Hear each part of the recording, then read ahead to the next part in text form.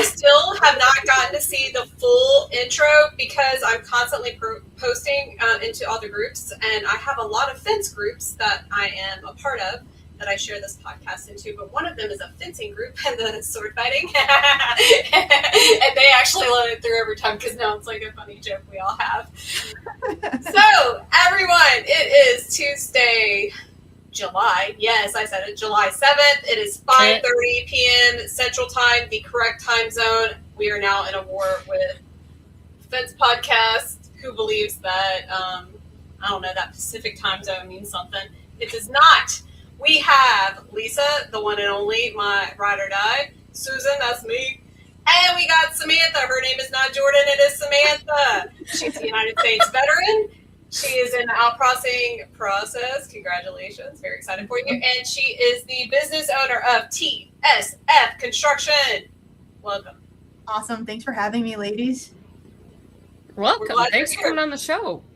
Yeah. Well, what does TSF stand for? Yeah. You were waiting for that one. I haven't.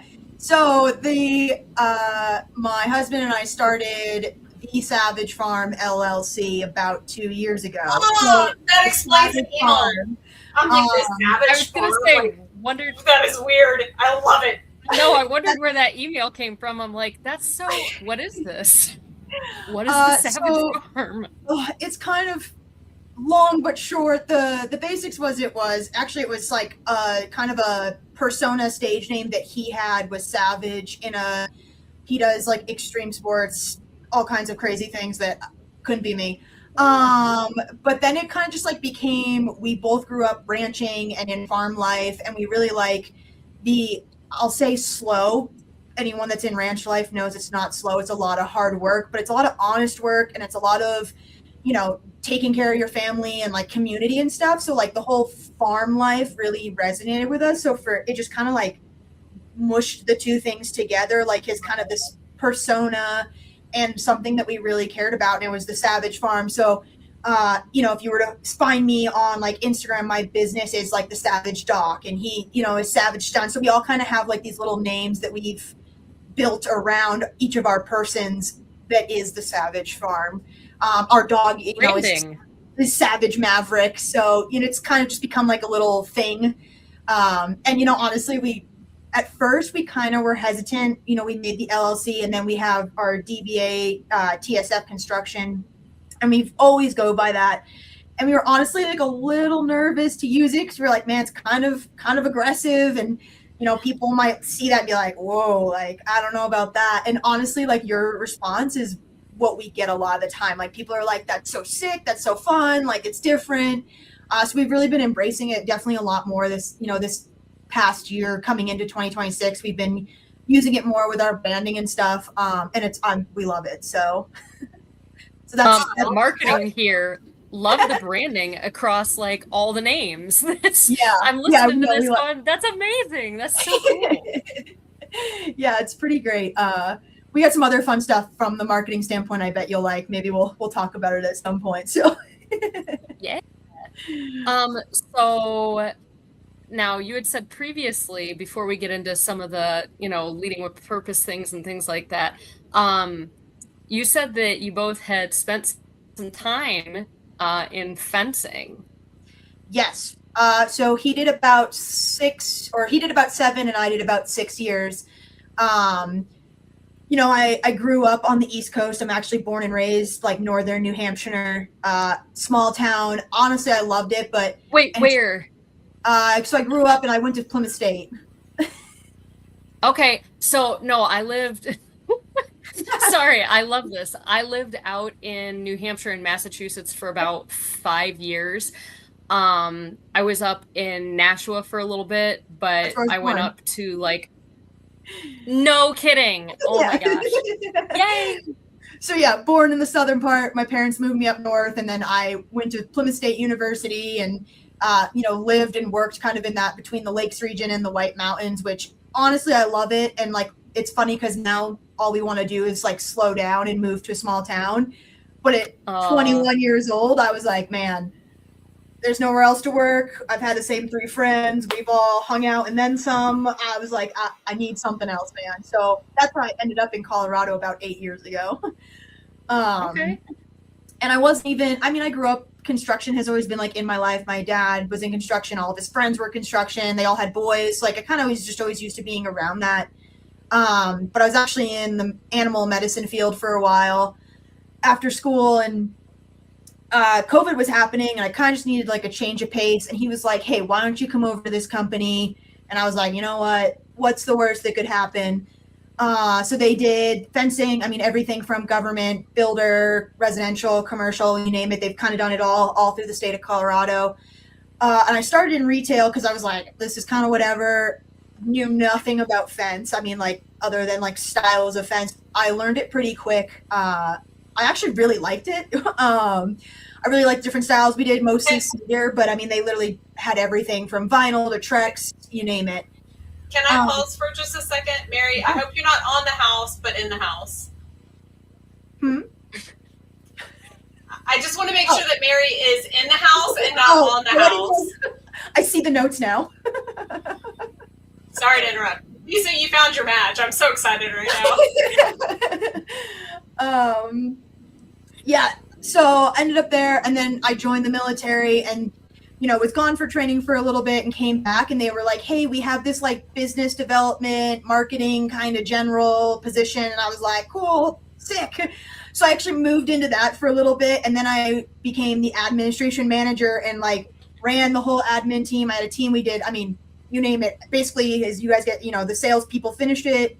My team took it over, dealt with all the paperwork, the locates, the permits, all the stuff to like get it installed. So I did that for like 5-6 years. Honestly, I really liked it. It sounds cocky, but I was good at it. I liked it. My team was phenomenal. I love them. I had some solid women that like I could disappear for military stuff, and they were awesome. They could handle it. But if things got tough, I've been often referred to as the bulldog. They're like, if things got scary or hard, or they got a lot of kickback, they're like, hey, I'm just gonna bring her in. Savage. It was a lot of good stuff. I enjoyed my time. But then my husband and I kind of like were talking probably about 5 or so years in. We were dabbling with talking about starting a business, and what exactly, we didn't even at that point have like, oh, we're doing excavating, we're doing this, we're doing like, it was just kind of like, want to start a business? We like kind of dabbled with the idea, and then we came up with our LLC, the Savage Farm, before literally anything. I think we actually had a potential for like a demo company, like junk removal demo at one point. And then, he actually got pretty seriously hurt on dirt bikes, was really laid up for a while, for probably about 5-6 months, like completely couch bedridden.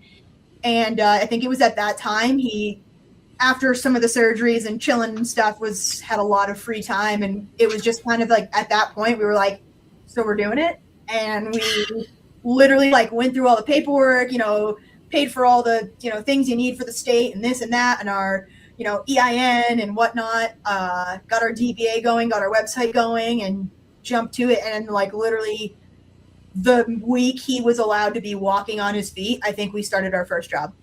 Wow. Wow. What was your biggest fear of launching in the whole process? Because, I mean, y'all just sprung forward and went for it, but I mean, you had to have fears. It's normal. It's natural. Yeah, I think one of the biggest fears was that we knew it was going to be for both of us at some point or another. And so that was probably the scariest / what held me back. I think I stayed on with the fence company for about 9 or 10 months, almost a year after we started, because having our whole household salaries reliant on this one company that we did just kind of like full send was definitely probably the scariest part. Was like, oh my God, what if it goes under and neither of us have income? And so that was definitely the scariest thing. And then kind of after that, what was probably the hardest thing was that I was like helping on the back end in the office on the weekends. I would finish up, I would do 6 to 2 at my full-time job with the fence, and then I would go help him in the field for a few hours in the afternoon. So there was like, then that became the hardest thing of like just trying to juggle our time, our schedules, things like that. And it got to the point where we were like, okay, like I'm needed in the field full time, so we're just gonna have to send it. And honestly, like it's been great. I mean, obviously we figured it out. And so that's And this has been, yeah. Go I ahead. was gonna say this has been for 2 years now. Yeah, so we'll be 2 years at the end of the month. Congratulations. Thanks. Yeah, big stuff. It's gone fast, honestly. So how many I bet. crews do you run? How many teams members do you have? I'm not sure. Yeah, so Well, we've we're got, talking about, let's oh yeah. back up for a second. What type of construction are we talking about? So it's an excavation company. We do utilities, site prep. I mean, like sewer, water, everything from digging trenches to getting a plot of land ready for. We've started to dabble with some concrete, which I don't love. Concrete is messy and heavy, and there's a lot to it. And depending on where you're doing it, can be super technical. So it's a lot. I mean, everything we do is kind of stressful. When we're digging 12-foot deep trenches, that's also very stressful. But concrete's not my favorite. So we do a lot of like concrete, basically the prep up to, and then whoever is either subbing us out the job or whatnot will come in, do their concrete, and then we'll do backfill, but we'll also do the trenches for utilities and their sewer and all that fun stuff. So that's Okay. And my next question was, how many team members do you have? so right now we are at 4 full-time with a part-time guy, and then me and Cody are full-time in the field still. So I mean, full-time for the most part. I mean, we also frequently, if days are slow or the guys are good, we'll pop out so that we can go do office stuff. He does like a lot of the bidding, and then I just kind of do all the admin office stuff, billing, invoicing, all that fun stuff, receipts. And then I also do, which is debatably, I think, one of the harder things, what people don't always think about when they start their own business, especially if you come from a pretty established one, is that you have people for everything. So you have your marketing people, and you have, your retail, and you've got the guy that works on all of the machines. Suddenly you become all those things. So I think and then we do have an accountant. I will say the one thing we have hired out, he's awesome, he's local, is an accountant, because that's just, there's only so much you can do without fully being in it, and it takes a lot. I am so thankful for him, because even the little stuff I do dabble with, I swear I'm always, every time I touch it, I have questions. I'm like, wait, but how is this different? We do this every week and it's somehow different. And so so we've got, that's like I said, 4.5 in the field, plus us, our accountant, and then everything else we do. So all the marketing and business development and all that fun stuff is me, which is fun. I've dabbled with it a little bit. So it's just, I think, interesting to have to learn it for even something as simple from fence to excavating and dirt work. And it's a very, it's similar. It's still construction, it's still blue collar, but it's very different. And a lot of the people were, other people we're dealing with are in kind of different parts of the world. I feel like fence, we dealt with more like Southern and like Midwest, and everyone we talked to in excavating is like more Northern. And I don't know, it's funny how it's shifted, I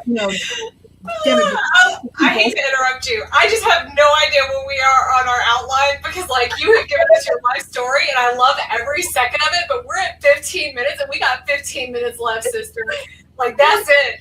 We will have you on 10 more times, and I want you to come to the Fin show, come to our breakout session. We're gonna find you some tools, equipment, all kinds of things. We'll talk after the show, but you gotta come to the Fin show, because I feel like you're going to be so happy in the Women of FWA booth sitting with us. Lisa, you got any questions?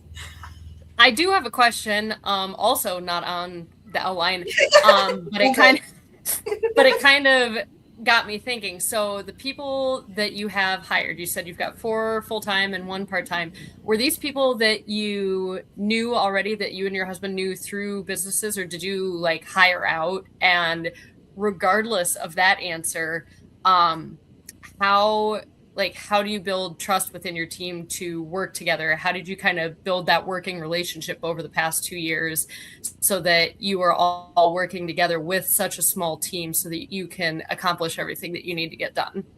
Yeah.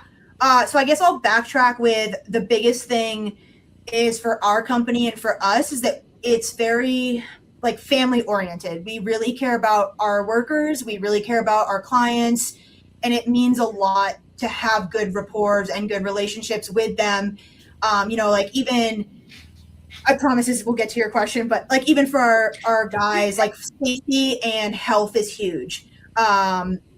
We talk about, hey guys, drinking less and eating better, and hey, we're willing to pay for a gym membership if you're going to actually go, like doing stuff outside and like actually caring about our employees and not just being like, oh, morning stretches, yay, okay, now get to work. Like we genuinely do care and like want to make sure that like the guys are good.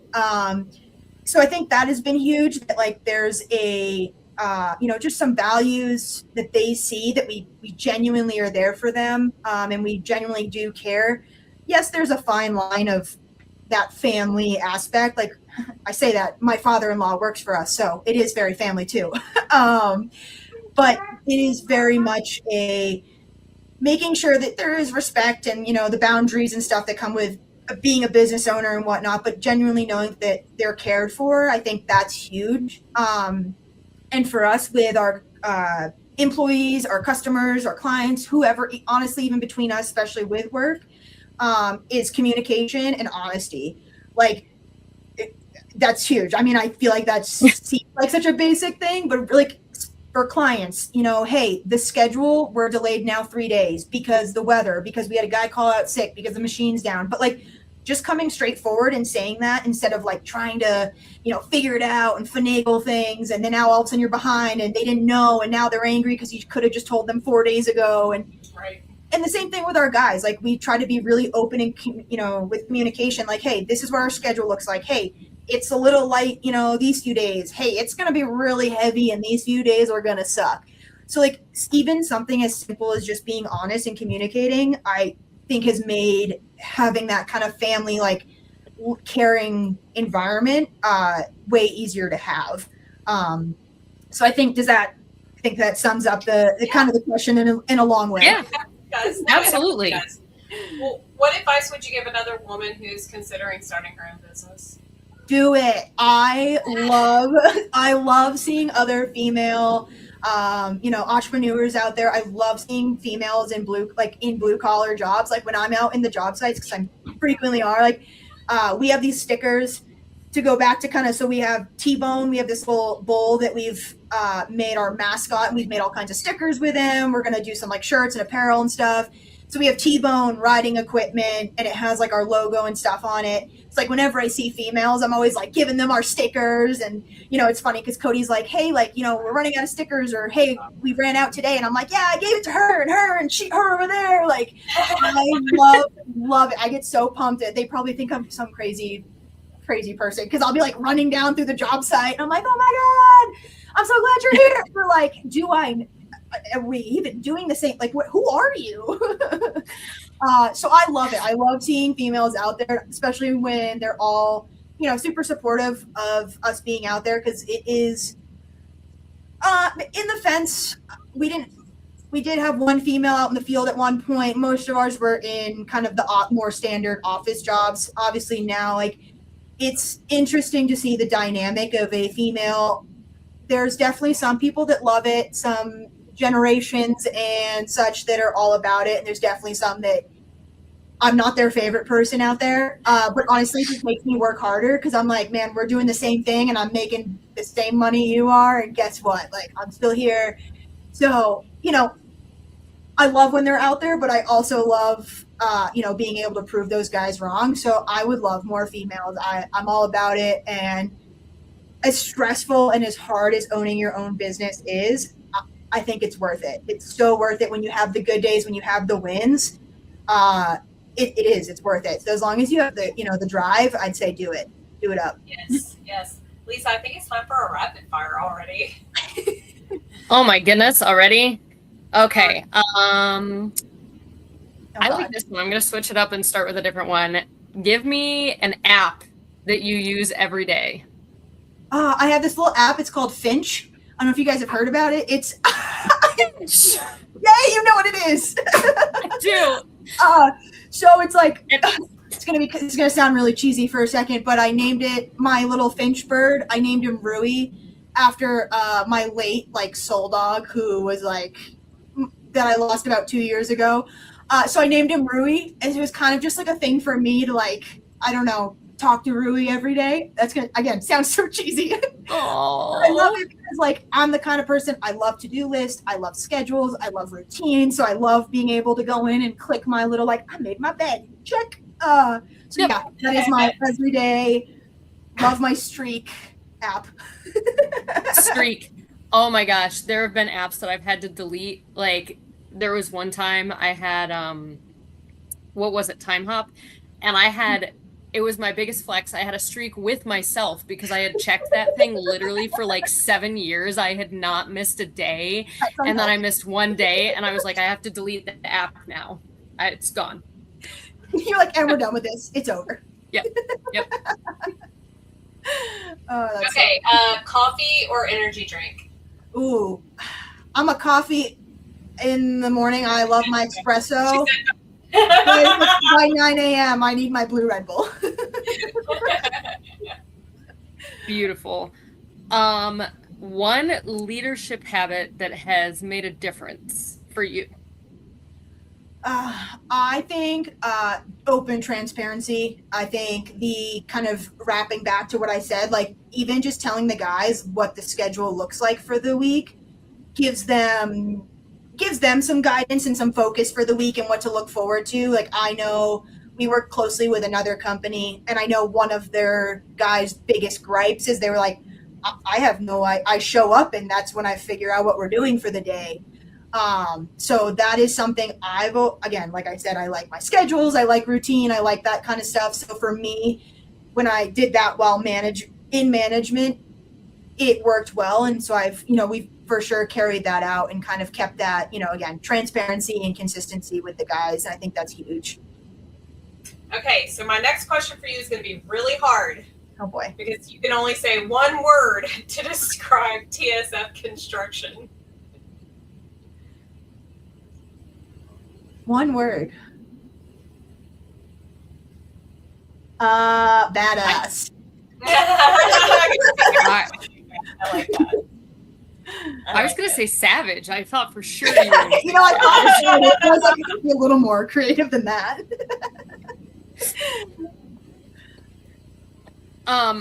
So next rapid fire question. Do you go to any shows? So we've gone to a couple. This spring went to Con Expo in Vegas for the first time, and that was awesome. It was a lot, honestly. We were hesitant to go, and then when it got closed, we had jobs because we had no snow in Colorado, so we were bumping here, and we're super hesitant to go, and we ended up going, and honestly, like the connections and the networking that we did was amazing, and I don't regret it at all. So we look forward to going back to that in 3 years. So, and then we've done, the only other kind of show stuff we've done is like John Deere has put on like demo days and some things like that. So we've traveled to like Illinois and whatnot for some of those things. Very cool. I think those are really the only We things. actually host a demo day event in February, March in Florida every year. We would love for y'all to come see that. But we have the Finch Show and Security Expo coming up this October. October 5th through 9th. The trade show floor is open 7th. the 7th through the 9th. Is that also in Florida? Nope, it is in sunny Las Vegas.